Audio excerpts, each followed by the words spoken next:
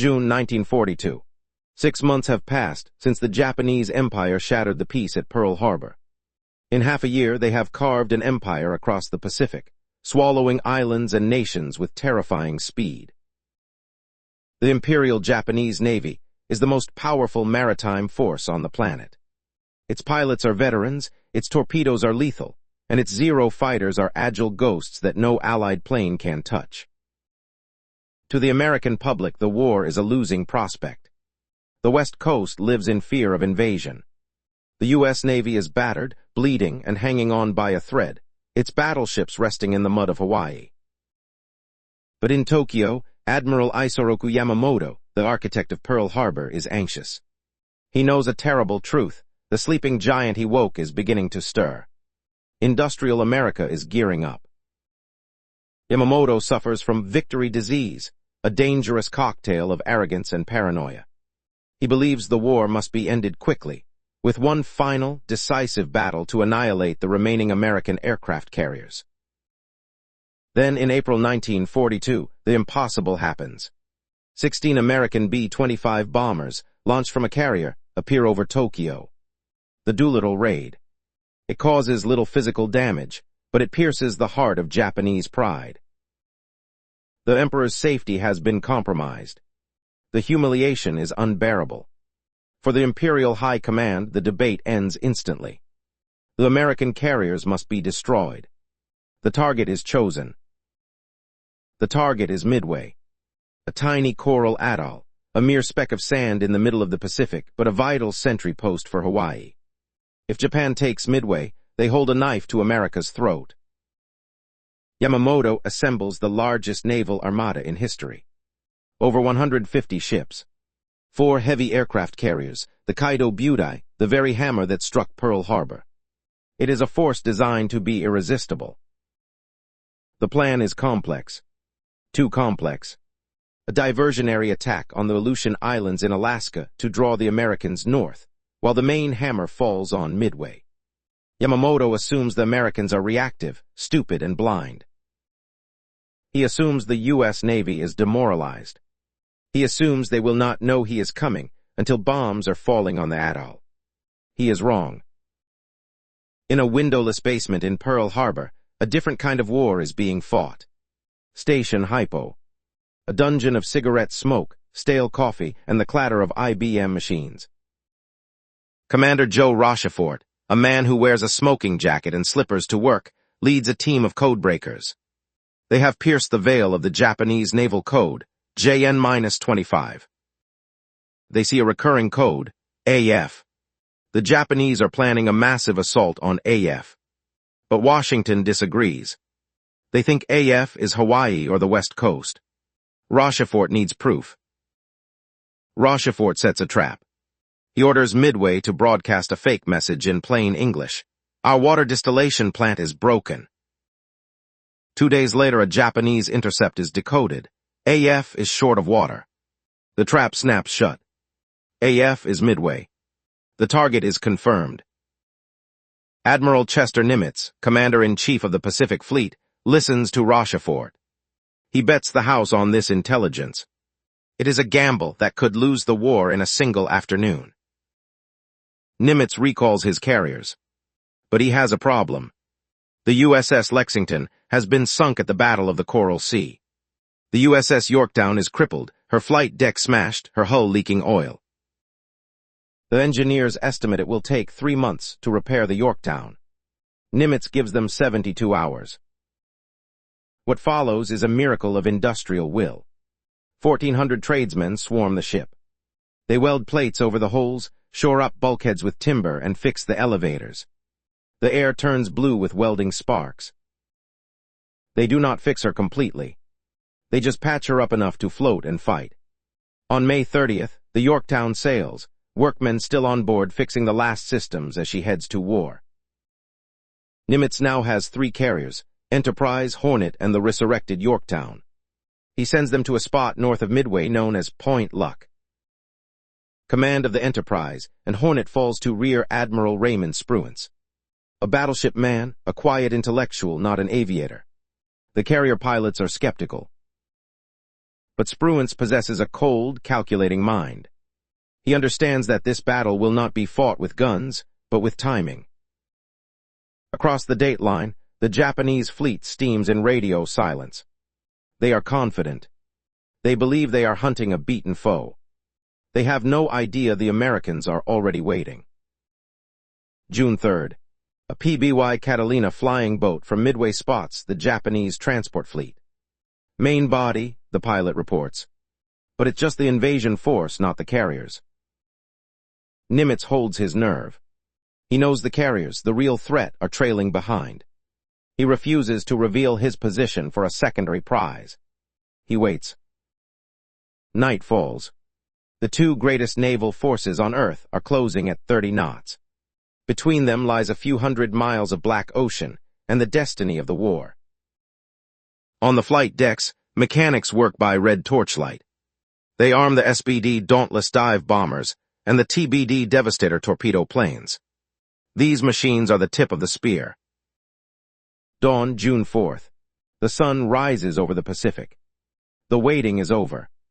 The slaughter is about to begin. 4:30 am. The Japanese carriers turn into the wind. The roar of engines drowns out the sound of the ocean. Admiral Nagumo launches his first wave, 108 aircraft heading for Midway Island. Nagumo keeps his second wave in reserve, armed with torpedoes, just in case American ships are discovered. It is standard doctrine. It is a decision that will doom the Empire. 5:30 am. An American PBY Catalina scout plane, Strawberry 5, parts the clouds. The pilot looks down and sees the nightmare, the entire Japanese striking force. The radio crackles, many planes heading Midway. The element of surprise is gone. But on the American carriers, the news is electric. Spruance knows where they are. Spruance makes a cold, aggressive calculation. He orders his planes to launch immediately. He will strike while the Japanese are refueling their first wave. He throws everything he has into the sky. Meanwhile, over Midway, the Japanese first wave arrives. They pound the island facilities, destroying hangars and fuel tanks. Smoke rises thousands of feet into the air. But the runways are empty. The American bombers based on the island have already flown. The Japanese strike leader, Lieutenant Joichi Tamanaga, radios back to Nagumo. There is need for a second attack. This message triggers the fatal sequence. Nagumo hesitates. He has seen no American ships. He decides to rearm his reserve wave, the ones holding torpedoes for ships with bombs for land targets. 7:15 am. The order goes down to the hangars. Rearm. Chaos ensues. Mechanics rush to remove heavy torpedoes and replace them with high-explosive land bombs. In their haste, the crews do not stow the removed torpedoes safely in the magazine. They leave them piled on the hangar deck alongside stacks of bombs. The ships become floating powder kegs. 7:28 am. A delayed report arrives from a Japanese scout plane, the cruiser Tone's No. 4 aircraft. It launched late due to a catapult failure. The pilot reports 10 enemy surface ships. Nagumo freezes. Ships. What kind of ships? He demands clarification. If there are carriers, he is caught with his planes loaded with the wrong weapons.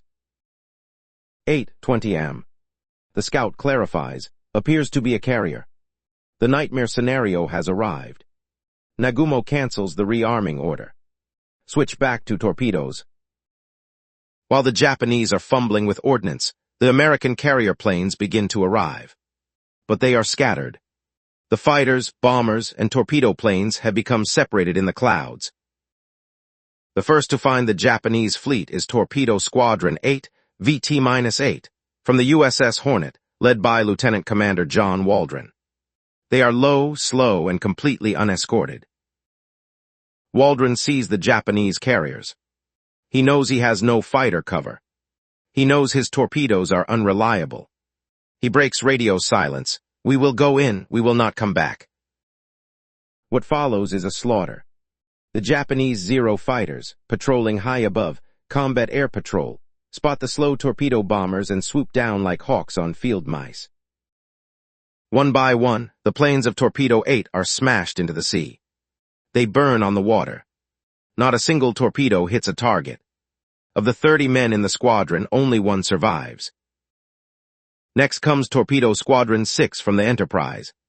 Then Torpedo 3 from the Yorktown. They too attack bravely, and they too are massacred. The Zeros shred them. It looks like a total American disaster. The Japanese fleet is untouched. Their Zeros are victorious. Their rearming is almost finished. They are preparing to launch a counter-strike that will sink the U.S. Navy. But the sacrifice of the torpedo bombers was not in vain. Their low-level attacks have drawn the entire Japanese fighter cover down to the deck.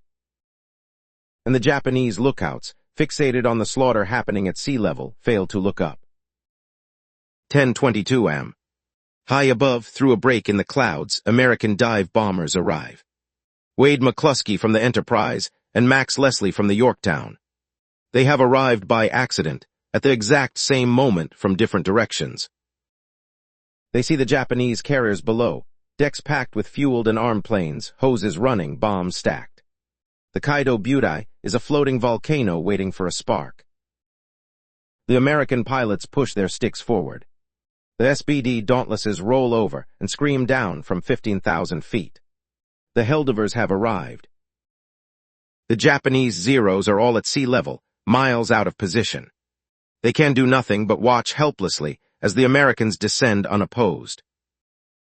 It is the fatal 5 minutes. The course of the war, the fate of the Pacific, and the destiny of nations hangs in the balance of these dives. The first bomb misses the Akagi. The second bomb misses. But the third bomb, dropped by Lieutenant Dick Best, is perfect. It smashes through the flight deck amidships and explodes in the hangar deck, right among the piled-up torpedoes and fueled planes. The pride of the Imperial Navy, the flagship of the Pearl Harbor attack, is gutted in a single heartbeat. The victory disease has met its cure. On the Lexington, the initial reports are optimistic. The fires are contained, the list is corrected by counter-flooding, and the ship is making 25 knots. Lady Lex seems to have survived the onslaught. But deep within the ship's bowels, an invisible enemy is gathering strength. The torpedo hits have ruptured aviation fuel tanks, and volatile gasoline vapors are seeping into the ship's ventilation system, a silent, deadly accumulation. At 12:47 p.m., a spark, perhaps from a running electric motor, ignites the vapors. A massive internal explosion rocks the ship, far more devastating than the Japanese bombs. The explosion destroys the ship's main damage control station. Communications are cut. Fire mains are ruptured. The well-trained repair parties are instantly crippled, their tools useless against the spreading inferno. On the flight deck, operations continue with a surreal normalcy. Planes from the morning strike are returning, low on fuel, desperate to land. The crew recovers them even as the deck beneath their feet grows hot. A second major explosion occurs at 2:42 p.m. The fires are now out of control, fed by ammunition and fuel. The lower decks become an inferno, forcing the engineering crew to evacuate the machinery spaces. Without power, the great ship drifts to a halt. She is dead in the water, a burning pyre in the middle of the Pacific. The realization dawns on Captain Sherman. The Lady Lex cannot be saved. At 5:07 p.m., Rear Admiral Fletcher gives the order, abandon ship. It is a heartbreaking command, but executed with disciplined calm. There is no panic. Men line up their shoes on the deck before sliding into the warm tropical water. Destroyers and cruisers move in close, risking collision to rescue the crew. Ropes and nets are draped over the sides. The sea is dotted with bobbing heads, a Dunkirk in the Pacific. Even the ship's dog, a cocker spaniel named Wags, is rescued, lowered into a whaleboat. Captain Sherman waits until the last man is off before sliding down a line himself.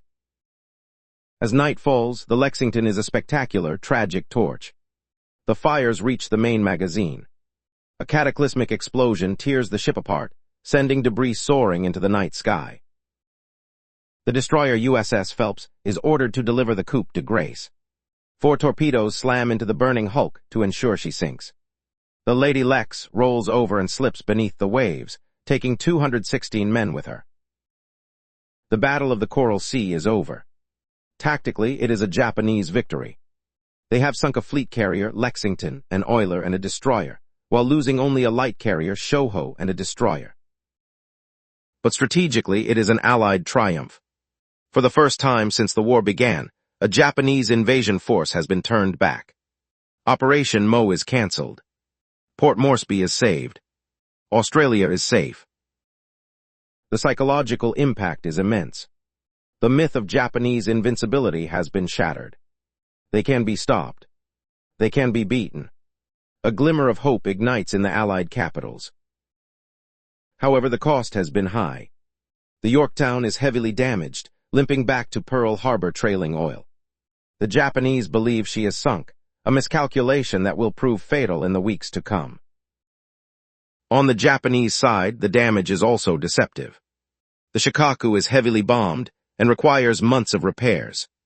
The Zuikaku is undamaged, but has lost so many planes and pilots that she is combat ineffective. This means that neither of Japan's most modern carriers will be available for the next decisive operation, the attack on Midway. The Coral Sea has thinned the herd. The battle also exposes deep flaws in Japanese doctrine. Their pilots are elite but irreplaceable. Their damage control is inferior. They fight a war of attrition they cannot afford to win. The Americans, conversely, are learning fast. They are improving their fighter tactics, their communication, and their damage control.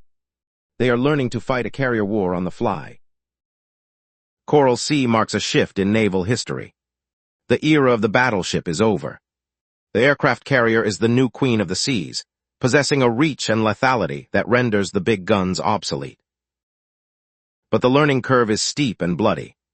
The loss of the Lexington is a painful lesson in fuel safety and damage containment. Procedures are rewritten in blood. As the Yorktown creeps towards Pearl Harbor, repair crews are already working on her at sea. Admiral Nimitz needs every flat top he can get. Intelligence indicates something even bigger is coming. Codebreakers have intercepted a new objective, AF, Midway. The Japanese are planning a knockout blow to destroy the American fleet once and for all. The Battle of the Coral Sea was the jab before the haymaker. It was a confused, clumsy brawl in the dark, but it bought the Allies time. And in war, time is the most precious commodity of all.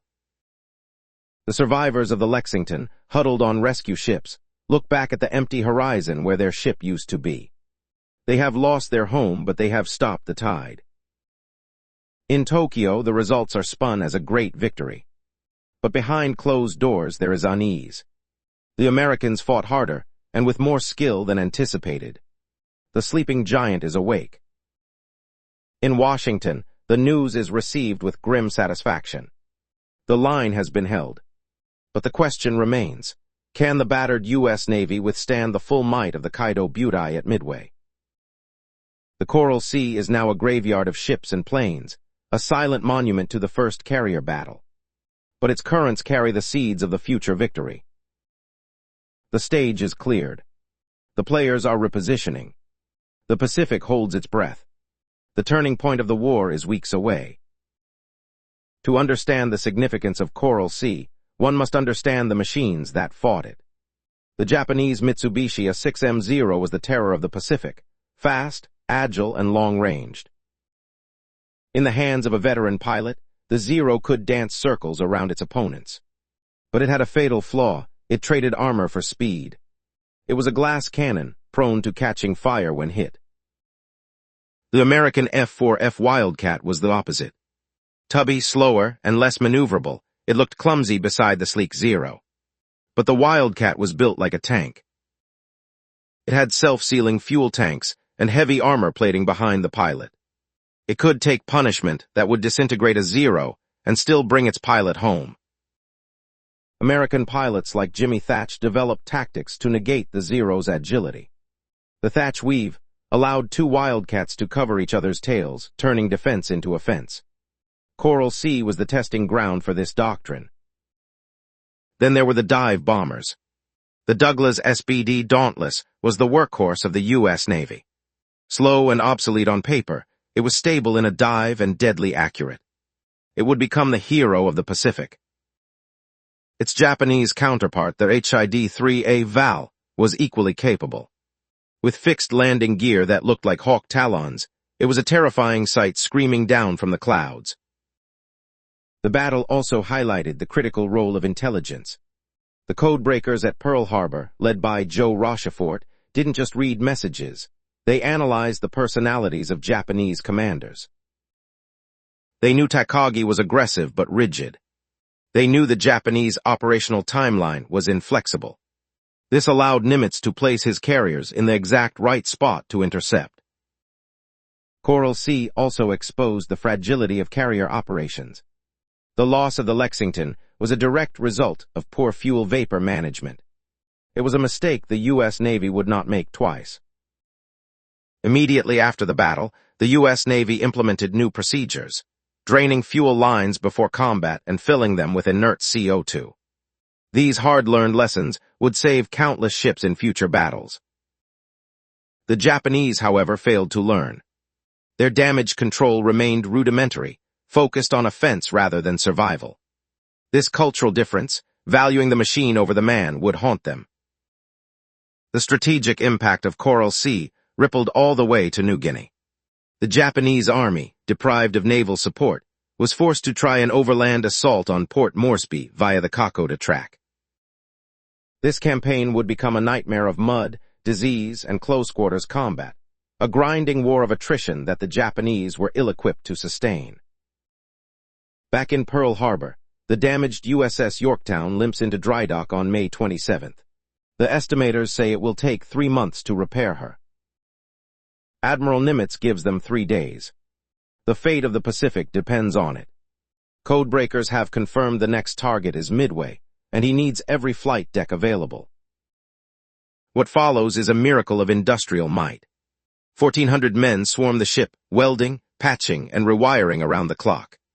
The air is thick with sparks and the roar of hammers. They patch the flight deck with steel plates. They shore up the bulkheads with timber. They fix the elevators. It isn't pretty, but she will fight. On May 30th, just 3 days later, the Yorktown steams out of Pearl Harbor, her repairs finished enough to sail. She is the ghost ship, rising from the grave to haunt the Japanese.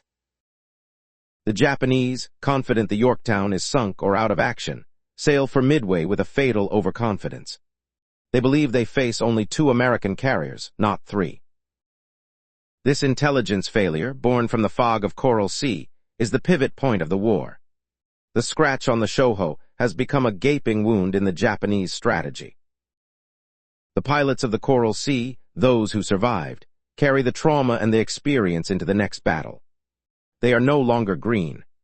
They are veterans who have looked the enemy in the eye. Men like Jimmy Thatch and Butch O'Hare have tested their theories in blood. They know the Zero is beatable. They know the Japanese are mortal. The stage shifts north, from the tropical waters of the Coral Sea to the lonely atoll of Midway. The stakes are raised, total domination of the Pacific. But the ghosts of Coral Sea watch over the coming fight. The Lexington lies at the bottom, but her spirit sails with the Yorktown. The sacrifice was not in vain. The Japanese Kaido Butai, the most powerful naval force on Earth, is steaming towards its doom, blind to the trap that has been laid for them. Admiral Nimitz, armed with Rochefort's intelligence and Fletcher's hard-won experience, moves his pieces on the board. He positions his carriers north of Midway, point luck, waiting to ambush the ambushers. The silence on the radio waves is heavy. The world holds its breath. The miracle at Midway is about to begin, but its foundations were poured in the warm waters of the Coral Sea. Without the strategic victory at Coral Sea, Port Moresby would have fallen. Australia would be under siege, and the Yorktown would not be at Midway. History turned on the decisions made in those 4 days in May.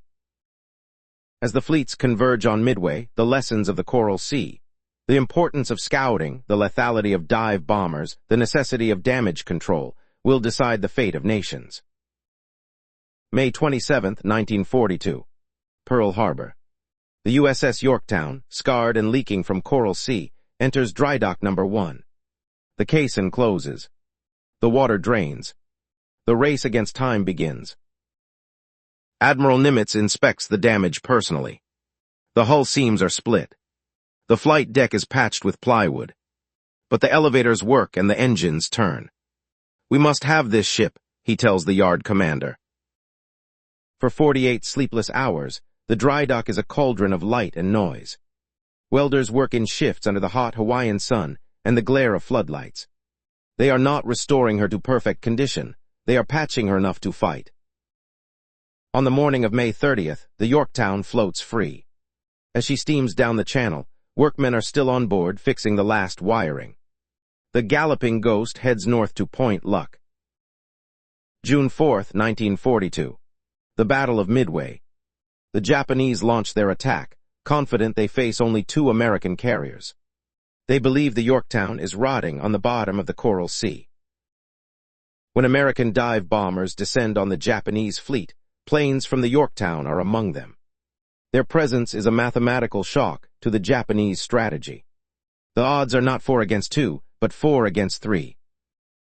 In 5 fatal minutes, 3 Japanese carriers, Akagi, Kaga, and Soryu, are turned into blazing wrecks.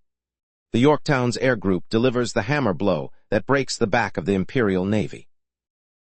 But the Japanese counterattack is fierce. They find the Yorktown. Still unrepaired from Coral Sea, she is vulnerable. 3 bombs strike her, extinguishing her boilers. She goes dead in the water. Yet the damage control teams, veterans of Coral Sea, perform a miracle. They patch the deck, suppress the fires, and get the ship moving again. When the second Japanese wave arrives, they mistake her for a fresh, undamaged carrier. This confusion saves the Enterprise and Hornet. The Japanese waste their remaining strength, attacking the Yorktown a second time. She takes 2 torpedoes and lists heavily to port. The galloping ghost is finally abandoned, but she refuses to sink. She floats for another day, a testament to the rugged design and the men who fought to save her. A Japanese submarine, the I-168, eventually finds her.